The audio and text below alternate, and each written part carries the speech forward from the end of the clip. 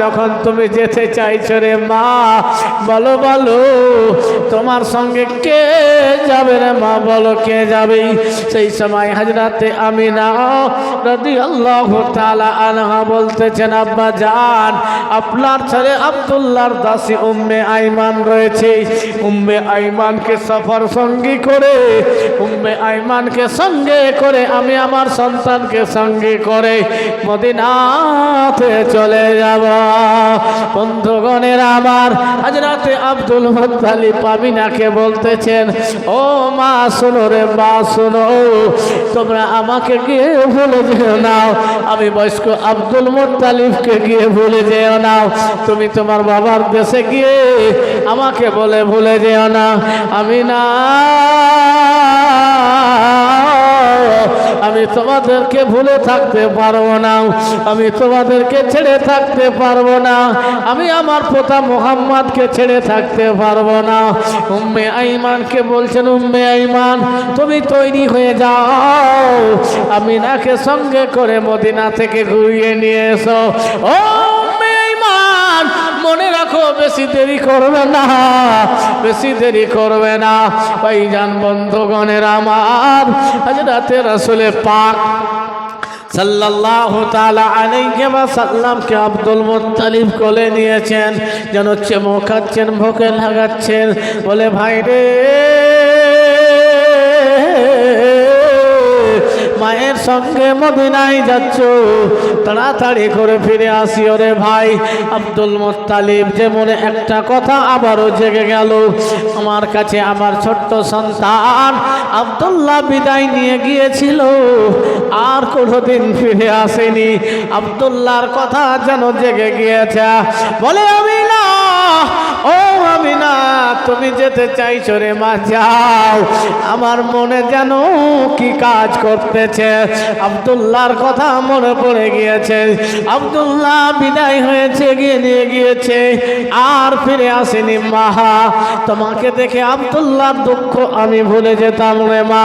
ভাইজান বন্ধুগণের আমার, শ্বশুর মশাই থেকে অনুমতি নিয়ে উম্মে আইমান এবং নিজের সন্তানকে সঙ্গে করে হযরতে আমিনা যেন মক্কা থেকে বেরিয়ে বললেন।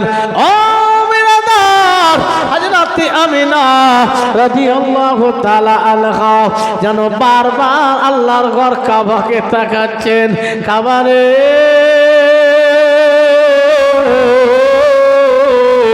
আমি তোমাকে দেখতেছি কাবা। মহান রব্বুল আলামিনকে এটাই মর্জি ছিল, রাজি ছিল, আমি না যাবে আর ফিরে আসবে না, কারণ আমি না দোয়া করেছিল, মাবুদ স্বামী হারা হয়েছি, আর কোনোদিন বিবাহ আমি করব না, কিন্তু আল্লাহ আমার স্বামীর কবরের পাশে আমার কবর করায়ও। হযরতে আমিনা রাদিয়াল্লাহু তাআলা আনহা এই সন্তানকে নিজের বাবার কবর শরীফ দেখাবার জন্য গিয়েছিলেন, নানির আত্মীয় নানির বাড়ি নিয়ে গিয়েছিলেন, সেখানে লোকজনকে দেখাবার জন্য গিয়েছিলেন। উম্মে আইমানকে সঙ্গে করে মদিনার দিকে রওনা হয়েছেন। ও বিরাদার, হযরতে আমিনা রাদিয়াল্লাহু তাআলা আনহা মদিনাতে গিয়ে বান্ধবীদের সঙ্গে দেখা করলেন, বোনদের সঙ্গে দেখা করলেন, আত্মীয় স্বজনের সঙ্গে দেখা করলেন। আমিনার লাডলা দোলালকে যে দেখছে যেন প্রেমে পড়ে যাচ্ছে, মুগ্ধ হয়ে যাচ্ছে, বলছে বোন আমিনা, ও বোন আমিনা তুমি ধন্য রে বোন, ধন্য, তোমার সন্তানের মতো কোনো সন্তান দেখেনি, জোরে বলেন। তোমার সন্তানদের মতো সন্তানের মতো কোনো সন্তান দেখিনি। নবী করিম সাল্লাল্লাহু তাআলা আলাইহি ওয়াসাল্লাম যে দেখছে যেন মুগ্ধ হয়ে যাচ্ছে। হযরতে আমিনা রাদিয়াল্লাহু তাআলা আনহা যেন সাক্ষাতের পর এক সবার বাড়ি সবার সঙ্গে সাক্ষাৎ করছেন, করতেছেন, এই করতে করতে দীর্ঘদিন সময় পার হয়ে গিয়েছে। হযরতে উম্মে আইমান বলছেন, আমিনা তোমার কি আব্দুল মুত্তালিবের কথা মনে পড়ে না? তোমার কি তোমার শ্বশুর আব্বার কথা মনে পড়ে না? বয়স্ক অবস্থায় রয়েছে, আমিনা তোমাকে ভালোবাসে, তোমার অপেক্ষায় রয়েছে, তোমার ছেলে মুহাম্মদকে ভালোবাসে, পিতা মুহাম্মদের অপেক্ষায় রয়েছে। আমিনা আর অপেক্ষা করা না রে বোন, আর বয়স্ক লোকটাকে অপেক্ষা করাতে হবে না, তারা তাড়াতাড়ি করে মক্কার দিকে রওনা হয়ে যেতে হবে। হযরতে আমিনা রাদিয়াল্লাহু তাআলা হ্যাঁ বোন, হ্যাঁ উম্মে আইমান, তুমি সত্যি বলেছ রে বোন, আমাদেরকে আর দেরি করলে হবে না, মক্কায় চলে যেতে হবে। ভাইজান বন্ধুগণের আমার, যেটা মধুর সময় হয়, যেটা ভালো সময় হয়, খুব তাড়াতাড়ি করে পার হয়ে যায়। হযরতে আমিনা উম্মে আইমানকে আবার সঙ্গে করে মক্কার দিকে রওনা হয়েছে। পথের মধ্যে চলতে চলতে উম্মে আইমান আমিনা গল্প করছেন, কথা বলতেছেন। হযরতে উম্মে আইমান আমিনার চেহারার দিকে লক্ষ্য করতেছেন, যেন আমিনার চেহারা পরিবর্তন হয়ে গিয়েছে। হযরতে আমিনা কথা বলতেছেন, মনে হয় কষ্ট হচ্ছে। উম্মে আইমান বলছেন, বোন আমিনা, তোমাকে কেমন দেখে লাগছে রে বোন, কি হয়েছে রে বোন, তুমি মনে হয় কষ্টে রয়েছ। বলে, বোন আমিনা কি হয়েছে রে বোন? হযরতে আমিনা বলতেছেন, উম্মে আইমান আমার শরীর ভালো করে না। হযরতে আমিনা রাদিয়াল্লাহু তাআলা আনহা পথে চলতে চলতে যেন একখানা গাছের তলে বসে পড়লেন। বলে, উম্মে আইমান বোন, এই জায়গাতে আরাম করে নিব, কিছুক্ষণ আরাম করার পরে যখন তা আবার মক্কার দিকে রওনা হব। বন্ধুগণের আমার, হযরতে আমিনা রাদিয়াল্লাহু তাআলা আনহা উম্মে আইমানকে বললেন, বলো উম্মে আইমান, তোমার সঙ্গে আমার কথা রয়েছে, তুমি একটু আমার কাছে এসো, আমার কাছে বসে যাও। হযরতে আমিনা বললেন, বেটা রে, দেখো রে বেটা, দেখো, ওই দেখো তোমার আব্বা জানের কবর শরীফ, তোমার আব্বা জানের মাজার শরীফ দেখে নাও। নবী মুহাম্মদুর রাসূলুল্লাহ জীবনের প্রথমবারের মতো আব্বা জানের মাজার শরীফ দেখেছেন। দৌড়িয়ে গিয়ে আব্বা জানের কবর শরীফের কাছে দাঁড়িয়ে আছেন। আব্বা জান বলে ডাক দিচ্ছেন। দীর্ঘক্ষণ ধরে জিয়ারত আমার নবী করতেছেন। বন্ধুগণের আমার, জীবনের প্রথমবারের মতো আব্বা জানের মাজার জিয়ারত করতেছেন। এইদিকে হযরতে আমিনা রাদিয়াল্লাহু তাআলা আনহা উম্মে আইমানকে বলতেছেন, বোন রে, আমার সন্তান গর্ভে ছিল, মা বাবা হারা হয়েছিল। উম্মে আইমান শুনে না, আজকে আমার সন্তান মা হারা হয়ে যাবে। আজ রাতে উম্মে আইমান বলতেছে, বোন আমিনা, কেমন কথা তুমি বলতেছ রে বল, আব্দুল মুত্তালিব তোমার অপেক্ষায় রয়েছে, তোমার ছেলে মুহাম্মাদের অপেক্ষায় রয়েছে। বন্ধু আমিনা, না বল না, কেমন কথা বলতেছ? এখন হযরতে উম্মে আইমান বলছেন, আমিনা, তোমার সন্তান তোমার সঙ্গে কথা বলে আব্বা জানের জিয়ারতে গিয়েছে, যদি তুমি বলো এই কথা, তোমার ছেলে মা হারা হবে, তুমি বলতেছ। উম্মে আইমান, ও আমিনা, তুমি কেন এই কথা বলতেছ? আস্তে আস্তে করে হযরতে আমিনার আওয়াজ যেন স্লো হয়ে যাচ্ছে, আওয়াজ যেন বসে যাচ্ছে, আওয়াজ যেন আর সেরকম হচ্ছে না। হযরতে আমিনা উম্মে আইমানকে বলছেন, বলো আইমান, তোমার মুখকে, তোমার কানখানা আমার মুখের কাছে নিয়ে এসো। হযরতে আমিনা রাদিয়াল্লাহু তাআলা আনহার মুখের কাছে উম্মে আইমান মুখ নিয়ে গিয়েছে। বলে, বোন উম্মে আইমান, তুমি আমার যত দেখাশোনা করেছো, দেখভাল করেছো রে বোন, তোমার মতো সঙ্গিনী পাওয়া মুশকিল। উম্মে আইমান, শুনো, আমার মুহাম্মদ আজকের পর থেকে মা হারা হচ্ছে রে বল। উম্মে আইমান, আমার তোমার কলেজার টুকরার দেখাশোনা তুমি এমন ভাবে করবে যেন আমার চালে যেন মায়ের কবি বুঝতে না পারে। ভাইজান বন্ধুগণের আমার, আজ রাতে উম্মে আইমান যেন বলতেছেন বনামিন আমি মোহাম্মদ মুস্তাফাকে কেমন করে সান্ত্বনা দেব। এখন এই গভীর রাস্তা অজ্ঞাবী জায়গাতে, অপরিচিত জায়গাতে যখন তোমার সন্তান ফিরে আসবে, তোমার অবস্থায় মতো দেখবে, আমি কি বলে তোমার সন্তানকে সান্ত্বনা দেব রে বল। আজ রাতে আমি না বলেন বলবো আইবার আমার সন্তান আসবে, আমার কলেজার টুকরা তুমি বিছানা ঠিকঠাক লাগাও রে বল, এমন ভাবে যত্ন করিও আমার সন্তানের মায়ের কমি তুমি বুঝতে দিও নাও। ভাইজান বন্ধুগণের আমার, তো জাহানের বাদশাহ এদিকে মায়ের কবর, আব্বা জানের কবর জিয়ারত করতেছেন। কবর জিয়ারত করতে করতে বলে আব্বা গো আব্বা জান, আমি তোমার প্রথমবারের মতো কবর জিয়ারত করতেছি। আব্বা আব্বা বলে আব্বা জানের কবরের পাশে যেন কান্না করতেছেন, মন ভরে কবর জিয়ারত করে ভাবতেছেন আমি আম্মা জানকে গিয়ে বলবো আজকে আমার মন শান্তি হয়েছে, কারণ আমি আব্বা জানের কবরকে জিয়ারত করেছি। আমি আমার আম্মা জানকে বলবো আজকে আমার মনের বেদনা দূর হয়েছে। আমি আমার আব্বাকে দেখিনি, আব্বার কবর দেখিনি, আজকে দেখে নিয়েছি। আজ রাতের আসলে পাক আস্তে আস্তে করে কষ্ট ভরা মন নিয়ে মাকে জানাবে বলে ছুটে আসছেন।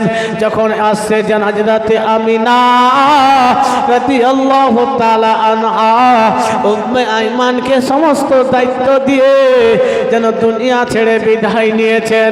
সকলে পড়ুন ইন্না লিল্লাহি ওয়া ইন্না ইলাইহি রাজিউন। বন্ধুগণের আমার, আজ রাতে উম্মে আইমান যেন দাঁড়িয়ে রয়েছে। ওগো রব্বুল আলামিন, কি অবস্থা হবে, কেমন হয়ে গেল মাহমুদ, তুমি রাহমাতাল লিল আলামিন নবীকে মায়ের পেটে বাবা হারা করেছিলেন, আজকে 6 বছরের বয়সে মা হারা হয়ে গেল। আম্মা জানের সঙ্গে জীবনের প্রথমবারের মতো নানির বাড়িতে এসেছিল। আসার পরে আম্মা জান দেখার পরে আম্মা জানের দেখাতে আব্বা জানের প্রথমবারের মতো কবর জিয়ারত করলো। রব্বুল আলামিন সেই সন্তান মা ভরা ছিল, এখনই সে মা হারা হয়ে গিয়েছে। আমি কি বলে সান্ত্বনা দিব বন্ধুগণের আমার। আজ রাতে আমিনা ইন্তেকাল করে গিয়েছেন। আমার আপনার নবী এসে বলে আম্মা গো, আজকে আমার মন ভরে গিয়েছে, আমি মন ভরে কবর জিয়ারত করেছি আব্বা জান, আজকে আমার মনের বেদনা দূর হয়েছে। আম্মা আম্মা বলে ডাকতেছে, আইরে মা জননী নাই। আমার নবী মায়ের মাথায় হাত দিয়ে বলছেন মা কেন কথা বলছো না রে মা। নবী আবার মায়ের মুখে মুখ লাগিয়ে দিয়েছে, আম্মা কেন কথা বলছো না গো মা, আমি আর কোনোদিন আব্বা জানের মাজার দেখতে চাইব না। মা ও মা চলো মা। নবী আমার মায়ের মুখে মুখ লাগিয়ে বলেন মা ওঠো গো মা, মক্কায় যাবো, দাদু জান আব্দুল মুত্তালিব অপেক্ষায় রয়েছে, আমরা মক্কায় চলে যাব। আজ রাতে উম্মে আইমান যেন নবী মুহাম্মদকে বুকে ছড়িয়ে ধরে নিয়ে বলছে বেটা মুহাম্মদ আর মাকে ডাকো না রে বেটা, আর ডেকে লাভ হবে না, আইরে বেটা আমি উম্মে আইমান তোমার জন্য তৈরি হয়েছি। আমার নবী বলেন মা আমি জীবনের প্রথমবারের মতো আব্বা জানের কবর দেখলাম, আর তুমিও বিদায় নিয়ে নিলে। আজ রাতে রাসূল পাক সাল্লাল্লাহু তাআলা আলাইহি ওয়াসাল্লাম মায়ের গলা ধরে কান্না করে যাচ্ছেন। উম্মে আইমান দাঁড়িয়ে দাঁড়িয়ে কান্না করতেছেন। বন্ধুগণেরা আমার, নবীর কাঁদনে আল্লাহর ফেরেশতারাও কান্না করছে, নবীর কাঁদনে জঙ্গলের পশু পাখিরা পর্যন্ত কান্না করতেছেন। আল্লাহর ফেরেশতারা বলছেন, মাবুদ বাবা হারা করেছিলে, আমরা জিজ্ঞাসা করেছিলাম, বলেছিলেন আল্লাহ গো বাবা হারা ছিল, মায়ের সাহারা ছিল আল্লাহ, আজকে সেই মায়ের সাহারা পর্যন্ত উঠে গেল। নবী আমার মাকে জড়িয়ে ধরে কাঁদছেন, বাপ আমি তো প্রথমবারের মতো আব্বা জানের রওজা জিয়ারত করেছি, মা তুমিও ছেড়ে আমাকে চলে গেলে। আজ রাতে উম্মে আইমান বলছে, বেটা মোহাব্বত আমি তোমার সেবিকা খাদিমা রয়েছি, বেটা তোমার অসুবিধা হতে দেব না। উম্মে আইমান অন্য অন্য মানুষের সাহায্যে স্বামীর পাশেই হযরতে আমিনাকে দাফন করলেন। করার পরে নবী মোহাব্বত মায়ের সঙ্গে এসেছিল, সফর সঙ্গে হয়ে একজন মা ছেলেকে সঙ্গে করে এসেছিলেন, মাকে ছেড়ে মক্কার দিকে রওনা হয়েছে। উম্মে আইমান তো একথাই মনে মনে ভাবছি, কি হবে আব্দুল মুত্তালিবের, কি বলে আব্দুল মুত্তালিবকে সান্ত্বনা দেব। বন্ধুগণের আমার, হযরতে রাসূল পাক সাল্লাল্লাহু তাআলা আলাইহি ওয়াসাল্লামকে সঙ্গে করে উম্মে আইমান মক্কার দিকে রওনা হয়েছে। আমার আপনার নবী মাকে হারিয়ে মক্কায় প্রবেশ করছেন। বন্ধুগণের আমার, আজ রাতে আব্দুল মুত্তালিব বৌমা আমিনার অপেক্ষায় ছিলেন। আজ রাতে আব্দুল মুত্তালিব পিতা মুহাম্মাদের অপেক্ষায় ছিলেন। উম্মে আইমানের সঙ্গে হযরতে রাসূল পাক সাল্লাল্লাহু তাআলা আলাইহি ওয়াসাল্লাম যেন মক্কায় পৌঁছেছেন। নবী মুহাম্মদুর রাসূলুল্লাহ সাল্লাল্লাহু তাআলা আলাইহি ওয়াসাল্লাম দৌড়িয়ে গিয়ে দাদাজানকে কোলে দাদাজানকে জড়িয়ে ধরেছে, বলে বাবা ভাই মুহাম্মদ এতদিন তুমি থাকলে রে ভাই, আমাকে বলেছিলে রে ভাই। আজ রাতে রাসূল পাক সাল্লাল্লাহু তাআলা আলাইহি ওয়াসাল্লাম যেন কান্না শুরু করেছেন। দাদা গো, মাকে সঙ্গে করে জীবনের প্রথমবারের মতো আব্বা জানের রওজা দর্শন করেছিলাম, মাকে সেই জায়গায় দাফন করে এসেছি, মাকে রেখে এসেছি। আজ রাতে আব্দুল মুত্তালিব পিতা মুহাম্মদকে বুকে জড়িয়ে ধরে কান্না শুরু করেছে। ভাই মুহাম্মদ কেঁদো না রে ভাই, কেঁদো না, ও মুহাম্মদ তুমি কেঁদো না রে ভাই, কেঁদো না। আমি আব্দুল মুত্তালিব যতদিন দুনিয়ায় বেঁচে রয়েছি তোমাকে কেউ এতিম বলার সাহস পাবে না। এতিম হালে মা আমিনার কোলে রহমত নেমে এলো, জোরে বলেন। এতিম হালে মা আমিনার কোলে রহমত নেমে এলো, প্রসব কালে অসুর ঝরে উম্মত বলে কান্দিল, রহমত নেমে এলো আপন পরসব মক্কাবাসী, ব্যবহারে তার হইলেন খুশি, আপন পরসব মক্কাবাসী, ব্যবহারে নবীর হইলেন খুশি।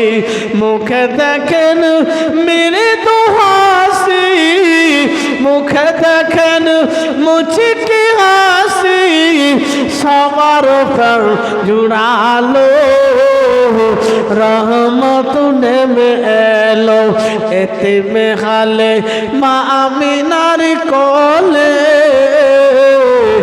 রহমত নেমে এলো মা আমিনা খুশি মনে চুমন দিলেন নবীর চাঁদ বদনে মা আমিনা খুশি মনে চুমন দিলেন নবীর চাঁদ বদনে আবার পরে বুকে টেনে আবার পরে বুকে টেনে দুধ পান করালো রহমত নেমে এলো এতিমে হালে মা আমিনার কোলে রহমত নেমে এলো নবী আমার ঘরে ঘরে কে খাইনি খাবার তার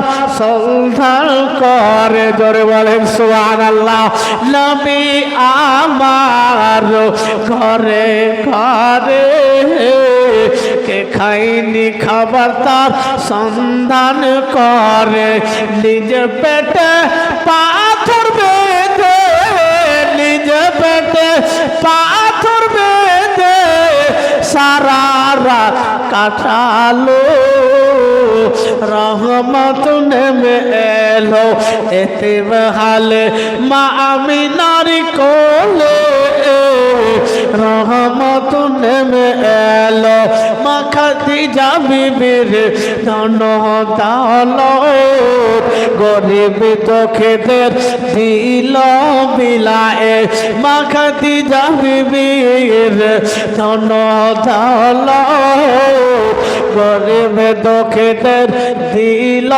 বিলায়ে নিজের মাথার তাজ বালায় নিজের মাথার তাজ বালায় কালমা পড়ে নিল রহমত নেমে এলো এতিম হালে মা আমিনার কোলে রহমত নেমে এলো আপন পর সব মক্কাবাসী ব্যবহারে নবীর হইলেন খুশি মুখে দেখেন মুচকি হাসি সবার পর জোড়ালো রহমত নেমে এলো এতিম হালে মা আমিনার কোলে রহমত নেমে এলো বন্ধুগণের আমার হযরতে আব্দুল মুত্তালিব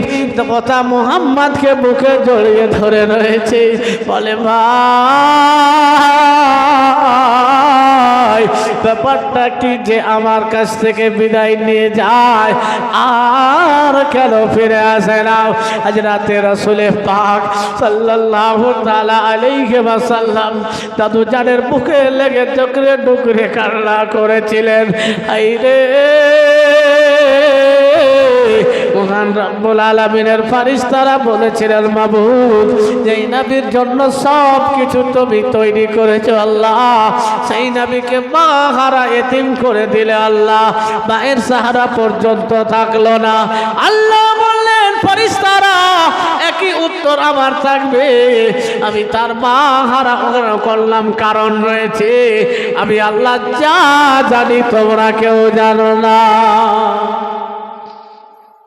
বন্ধুগণ রাসূল পাক সাল্লাল্লাহু তাআলা আলাইহি ওয়াসাল্লাম একটা কথা আমরা সবাই বলি যে দুঃখী যে হবে দুঃখীর কথা বুঝবেন নবীর হাদিস রয়েছে যে আল্লাহ তাআলা গায়বের সমস্ত সম্পদ এবং সংবাদ সব আল্লাহ নবীকে চাবি দিয়ে দিয়েছিলেন বুখারী শরীফ হাদিস মাফাতিহুল খাজাইনুল আরদ নবী যদি চাইতেন দুনিয়ার সমস্ত সোনা নবীর হাতে যতগুলো ধন সম্পদ সবকিছু আল্লাহ নবীকে মালিক করে কিন্তু নবী গরিবী জীবন যাপন করেছেন কেন যে নবীর হাদিস আছে বাদা আল ইসলাম ও গরিবা, ইসলাম শুরু হয়েছে গরিব থেকে এবং গরিব থেকেই ইসলাম শেষ হবে। জোরে বলেন সুবহানাল্লাহ। এতে আমরা যারা গরিব আছি আমাদের খুশির খবর। কিছু কিছু লোক নমাজ পড়ছে তো ওর কেন টাকা পয়সা জমি জায়গা নাই, যে নমাজ পড়ে না ওরই আল্লাহ অনেক কিছু দিয়েছে, এরকম কিছু কিছু মানুষ ধারণা করে বা আলোচনা হয়। নমাজ পড়ে কি পেয়েছে? এক তো আমার টাকা পয়সা গাড়ি বাড়ির অভাব নাই। ইসলাম প্রথমে যখন শুরু হয় তো গরিব মানুষ ছিল, শেষও হবে গরিব থেকে। এখন দেখেন মাদ্রাসার যদি দান আসে তো গরিব, জাগিরের দরকার হয়তো গরিব, জালসাতে দেখেন যে গরিব।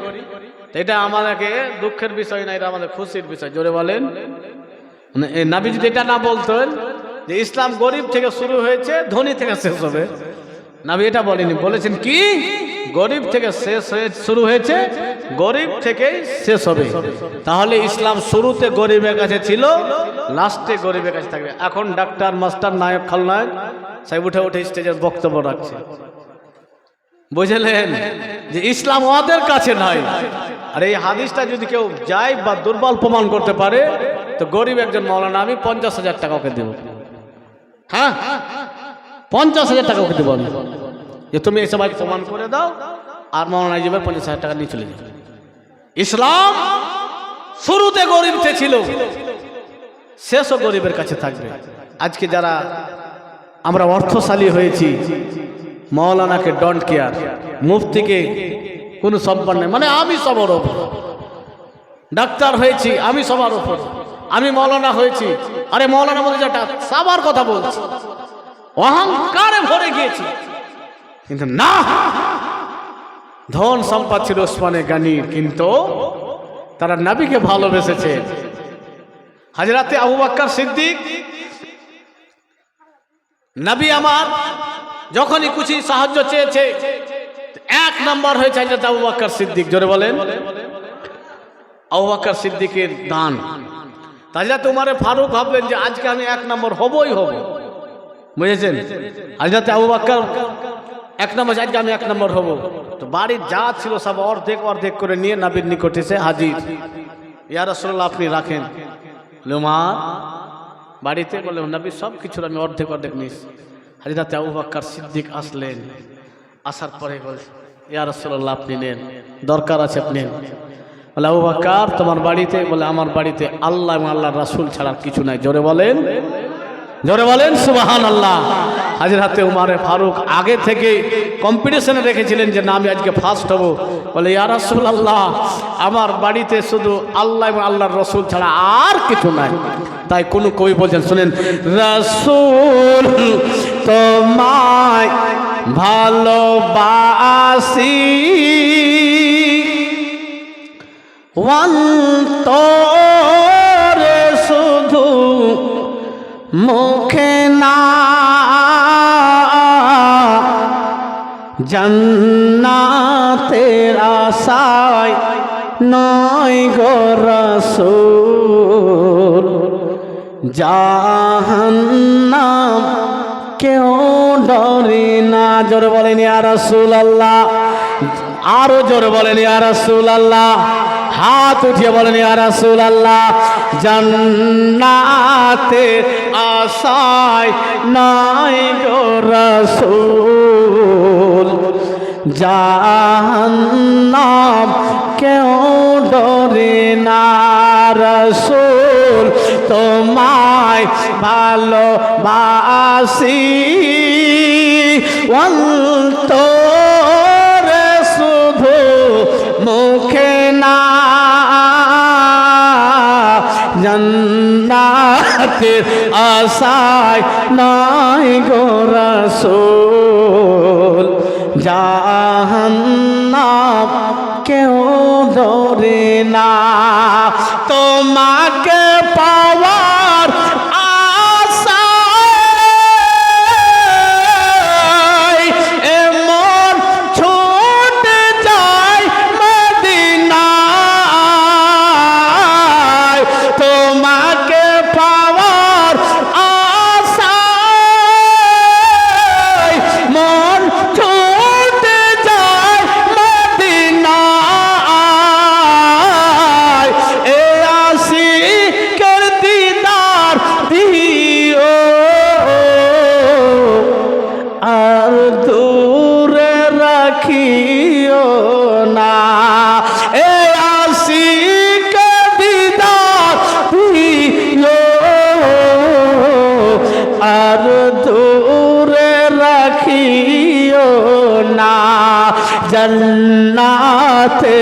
আশায় নয় গো রাসূল জাহান্নাম কেউ ডরে না রাসূল তোমায় ভালোবাসি অন্তরে শুধু মুখে না জান্নাতের আশায় নয় গো রাসূল জাহান্নাম কেউ ডরে না আল্লাহুম্মা সাল্লি আলা মাওলানা মুহাম্মদ ওয়া আলা আলি সাইয়্যিদিনা মাওলানা মুহাম্মদ সাল্লাল্লাহু তাআলা আলাইহি ওয়াসাল্লাম। বেরাদার ইসলাম, গত 2 দিন থেকে আজকে একটু আগে উঠেছি, আগেই শুরু করেছি। তো যাই হোক, আলহামদুলিল্লাহ যে আপনারা এই মতো সুন্দর করে সেজে বসে আছেন। আল্লাহ যেন এই মাহফিলের বসে থাকাকে আপনাদের যেন কবুল করে নেই। একটি হাদিস মিশকাত শরীফে হাদিসটি আছে, নবী বলেছেন, হযরত ইবনে আব্বাস রাদিয়াল্লাহু তাআলা আনহু এই হাদিসের বর্ণনাকারী। নবী বলেছেন, তাদারুসুল ইলমি সাতাম মিনাল লাইল খায়রুম মিন ইহয়াহা। যে ব্যক্তি ইলমে দ্বীন বা নবীর আলোচনা 1 ঘন্টা শুনবে, কোনো বান্দা, আল্লাহর নেক বান্দা সারা রাত যদি নফল নামাজ পড়ে, এই 1 ঘন্টা এই আলোচনা শোনা তার থেকে উত্তম। জোরে বলেন সুবহানাল্লাহ। তা আপনারা তো 1 ঘন্টা না 3 ঘন্টা হয়ে গেল, কারো 3 ঘন্টারও বেশি হয়ে গেল। তাহলে ভালো হয়েছে না খারাপ হয়েছে? এটা হাদিসের কথা, মিশকাত শরীফের হাদিস, দেখতে পাবেন। 1 ঘন্টা ইলমে দ্বীনের জ্ঞান আলোচনা সারা রাত নফল নামাজ থেকে উত্তম। একটা মানুষ আমার মতো এখন বর্তমান সমাজে মৌলভী সাহেব, আমি সারা রাত নামাজ পড়ে কাটাতে পারি না। নামাজ পড়তে পড়তে চা খেতে হবে, হয়তো উজু করতে হবে, একটু তাহলে বিস্কিট খেয়ে একটু তাহলে মুড়ি খেয়ে একটু তাহলে গা গড়া দিয়ে দিই।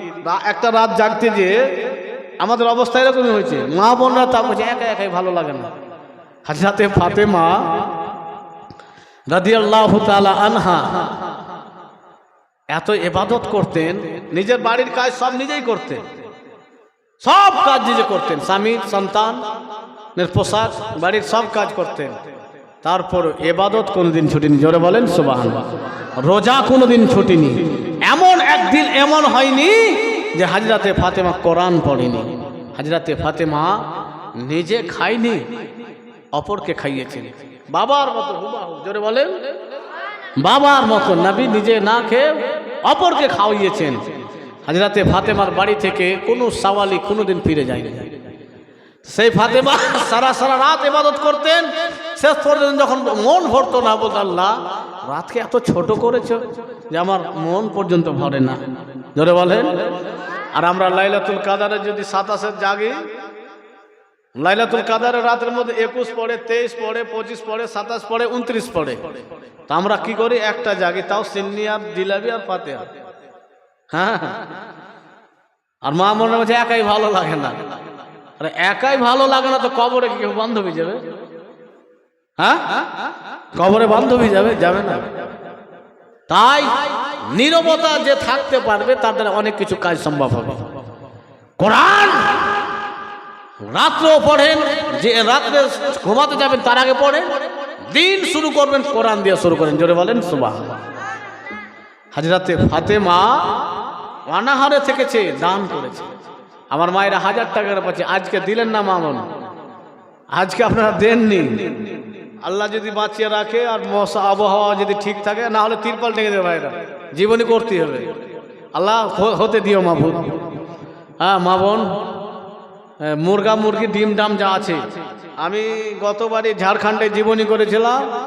এই আংটি অনেকটি পেয়েছিলাম, পলা অনেকটি পেয়েছিলাম, গলার হার, কানের রিং আমার গোপালপুরে তাও দিয়ে দেয় আমাকে। এখন তো মিথ্যা কথা বলা সম্ভব হবে না, যেহেতু আমার এই কথা কি এখানে আমি বলিনি এরকম বলতে পারবো কি?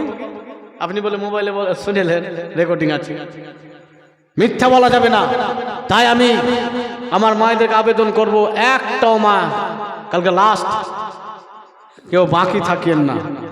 আর ইয়ং ভাইরা যারা আছেন কমিটির মধ্যে আছেন, আপনার আগে প্রথম আপনাদের লিস্টটা দিব কালকে, আগে এনআরসি আপনাদের আগে হবে। হ্যাঁ, যে কমিটির আগে লিস্ট দিব, নামটা লিখে দিবেন আর কে কত কি করবেন দেখা যাবে। তাই যেহেতু আল্লাহর ঘর মসজিদকে সাজাতে হবে, দরকার আছে, আর দান করলে কারো কোনো ক্ষতি হবে না। বালা মশা আমরা ডাক্তারকে 500 টাকা ভিজিট করে দেখাই অসুখ দূর করার জন্য। যদি আমাদের ইমান যদি এরকম ঠিক থাকতো তাহলে দান করে বালা মুসিবত দূর করে নিতাম। হযরতে ফাতেমার কথা বলছিলাম, ফাতেমা বাড়িতে অনাহারে থেকেছেন, তারপরে যদি ইফতার রোজা করে রেখেছে, যদি ইফতারের খুরমাও থেকেছে, সওয়ালি চেয়েছে দিয়ে দিচ্ছে। তো দুটা ছন্দ বলি। বিশ্ব নবীর বেটি জান্নাতি ফাতেমা, জান্নাতি ফাতেমা, বিশ্ব নবীর বেটি জান্নাতি ফাতেমা, জান্নাতি ফাতেমা, আছেন ওয়ানা হারে ফাতেমা আপন ঘরে, হঠাৎ করে এক সওয়ালি ফাতেমাকে সওয়াল করে, আছেন ওয়ানা হারে ফাতেমা আপন ঘরে, হঠাৎ করে এক সওয়ালি ফাতেমাকে সওয়াল করে, দান করিল সেই সওয়ালিকে, দান করিল সেই সওয়ালিকে ইফতারের খুরমা, বিশ্ব নবীর বেটি জান্নাতি ফাতেমা, জান্নাতি ফাতেমা। ঝাড়খণ্ডে এক জায়গায় পর 10 রাত্রি, মানে 2 বছরে 5 করে 10 রাত্রি জীবনী শুনিয়েছি। আপনাদের এখানে তো আলিম ওলমা দেখতে পাই না স্টেজে, বড় স্টেজ, মুফতি মুহাদ্দিস বসে আছে, আর ওই স্টেজে আমাদের বাঙ্গালের মৌলানা জীবনী পর্যন্ত লাই না। কেন? যে বড় বড় মৌলানা বসে আছে, একটু এদিক ওদিক ধরে নেবে। আমি আল্লাহর রহমতে আপনাদেরই মালদার, আমি ঠিক না, আমাকে বাইরে যখন যাবো তো আমাকে থোড়ি গোপালপুরে বলবে, আর যদি গোপালপুরেই বলে তো আপনার মালদার হলাম না আমি, আমার মালদার নাম হলে তো আপনাদেরও নাম হবে। আমি ওখানে 2 বছর করে এসেছি, এবারও ডেট চেয়েছিল হাসানাতে, আমি দিতে পারিনি, তো অন্য জায়গাতে আমার বুক হয়ে গেছে, অন্য জায়গাতে বুক হয়েছিল মহরমে, তার কারণ দিতে পারিনি। তো এখান থেকে আমি মানে ওখানকার একটা মৌলানা বলেছিল, মৌলানা আপনি গাজাল মুখস্থ কখন থেকে করেছেন? মায়ের পেট থেকে শুরু করেছিল। মানে ওরা দেখছে মানে যে মানুষ গাজাল পড়ে তো বই দেখে, খাতা দেখে, মোবাইল দেখে পড়ে, কিন্তু আমি আল্লাহর রহমতে দেখার চেষ্টা করি না। আর দেখে যদি কোনোদিন পড়বো এটা হয়তো মসজিদে, তা আমার কাছে সুরই হবে না, কি যে ব্যাপার, একটু ভুল ভাল হলে ওদিক চালিয়ে দিলাম, ছেড়ে দিলাম। তো যাই হোক, আজকাল আমার ভাই বন্ধুরা বড় মোবাইল ব্যবহার করছেন, নেট প্যাক মারছেন, এই নেট প্যাকের হিসাব দিতে হবে। তাই আপনি আমাদেরকে বলবো যে ফ্রি ফায়ার না খেলে, পাবজি না খেলে, কোরআন তেলাওয়াত শুনবেন, কোরআনের অর্থকথা শুনবেন, জালসা শুনবেন, উলমায়ে আহলে সুন্নাত করেন, তাহলে আপনার এই ফ্রি ফায়ার এই নেট প্যাকের হিসাবটা আপনি ঠিকঠাক দিতে পারবেন। আর ফ্রি ফায়ারে এত আমার ইয়ং বন্ধুরা আসক্ত হয়েছে যে ক্লাস 9 10 পড়ছে, মাধ্যমিক দিবে, জি উচ্চ মাধ্যমিক দিবে, বই খুলে না মোবাইল খুলছে, অন্ধকারে বসে আছে, মশাও লাগে না, রাত্রে বসে আছে চতুর্দিকে, কেউ কারোর সাথে কথা বলে আছে আর অনেকটি। এবার যদি ওই রাস্তা দিয়ে অন্ধকার দিয়ে কোনো নতুন মানুষ যায়, আর ঝোঁকে মার মার মার তো চোখ উঠে পড়ে যাবে সে গেলে। অবস্থা খারাপ। যেই সমস্ত ভাইয়ের এইচএস এর সিলেবাস কমপ্লিট করা দরকার ছিল, মাধ্যমিকের সিলেবাস কমপ্লিট করা দরকার ছিল, বই খাতার সাথে সময় নষ্ট করা ছিল, মোবাইলে ঘন্টার পর ঘন্টা। ওটা তো ইয়ংরা হলো ফ্রি ফায়ার, আর বয়স্ক যারা